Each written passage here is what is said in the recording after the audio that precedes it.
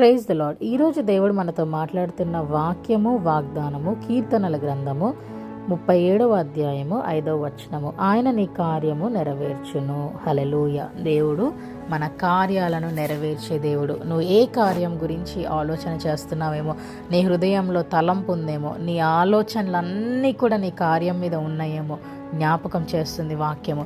కార్యములను నెరవేర్చే దేవుడు, ఆశపడే ప్రాణాన్ని తృప్తిపరిచే దేవుడు, అడుగు వాటికంటే ఊహించి వాటికంటే అత్యధికంగా ఇచ్చే దేవుడు, ఆశీర్వదించే దేవుడు, అభివృద్ధి చేసే దేవుడు, ఫలింపచేసే దేవుడు, దీవించే దేవుడు మన దేవుడు. మన కార్యాలను మనకి కాకపోతే దేవుడు ఎవరికి చేస్తాడండి? మరి ఒక చిన్న పిల్లవాడు తండ్రి దగ్గరికి వెళ్ళి మరి చేపను అడిగితే పామునిస్తాడా? రొట్టెను అడిగితే రాయినిస్తాడా? అలాంటిది మన దేవుడు మనం ఏది అడిగినా కూడా ఆయన నామములో ప్రతి కార్యముని నెరవేర్చే దేవుడు, ఇచ్చే దేవుడే.